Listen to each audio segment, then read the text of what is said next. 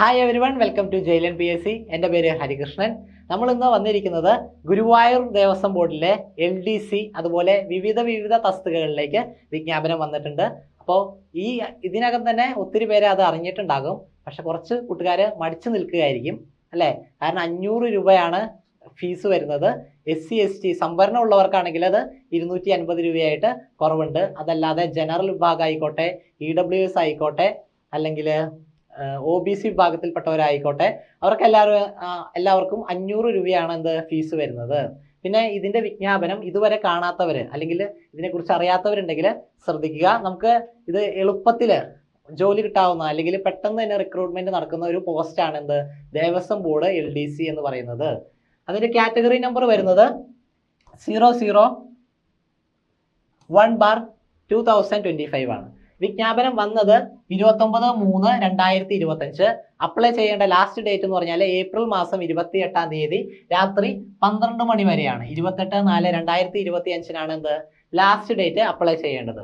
ഇനി ഇവിടെ പറഞ്ഞിട്ടുണ്ട്, ഗുരുവായൂർ ദേവസ്വത്തിൽ ലോവർ ഡിവിഷൻ ക്ലർക്ക് തസ്തികയിൽ നിലവിലുള്ള 36 വേക്കൻസീസ് ആണ് ഇപ്പോൾ നിലവിലുള്ളത്.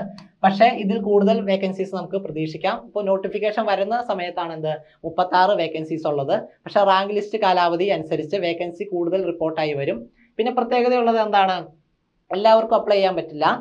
നിയമിക്കപ്പെടുന്നതിന് ദൈവത്തിലും ക്ഷേത്രാചാരങ്ങളിലും വിശ്വാസമുള്ള നിശ്ചിത യോഗ്യതയുള്ള ഹിന്ദു മതത്തിൽപ്പെട്ട ഉദ്യോഗാർത്ഥികളിൽ നിന്ന് മാത്രമാണ് അപേക്ഷ ക്ഷണിക്കുന്നത്.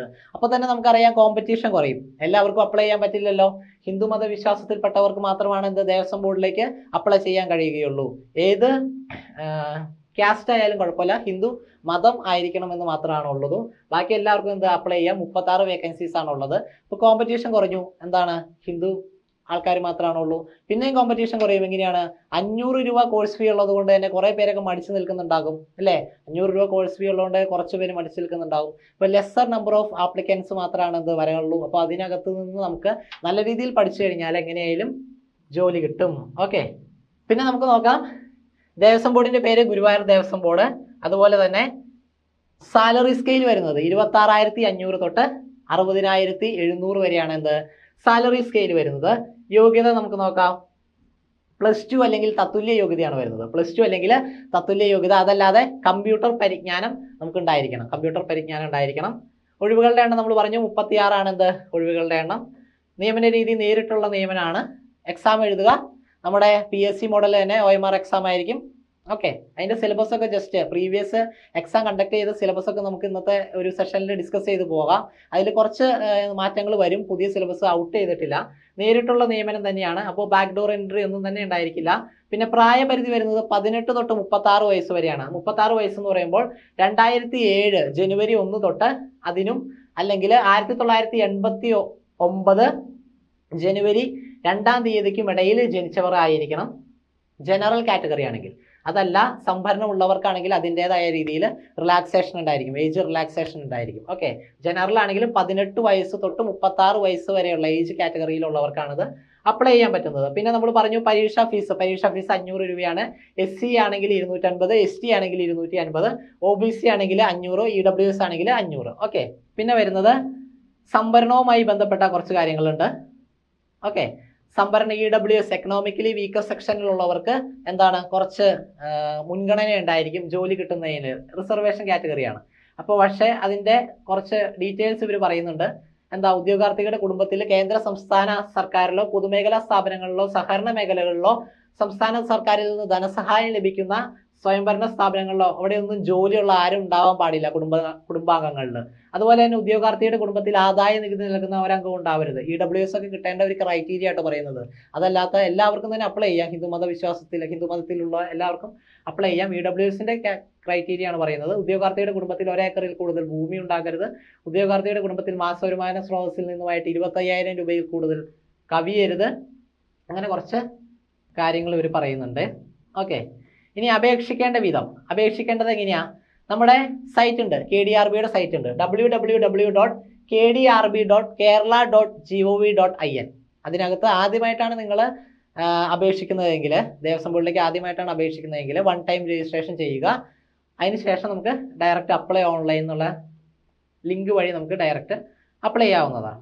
ഓക്കെ, ഈ കാണുന്നതാണ് എന്ത് സൈറ്റ് www.kdrb.kerala.gov.in. ഓക്കെ, ഇനി നമുക്ക് വരുന്നത് ഏകദേശ സിലബസ് ആണ് പറയുന്നത്. GK and current affairs. GK and current affairs 30 മാർക്കിനുണ്ട്. കുറെ പാർട്സ് ആയിട്ടാണ് എന്ത് KDRBയുടെ സിലബസ് ഉള്ളത്. അതായത് ഈ കഴിഞ്ഞ LDC സിലബസുമായിട്ട് ഏകദേശം സിമിലർ ആണ്. സബ്ജക്ട് വൈസ് മാർക്ക് ഡിസ്ട്രിബ്യൂഷൻ ഒക്കെയാണ് മാറ്റമുള്ളൂ.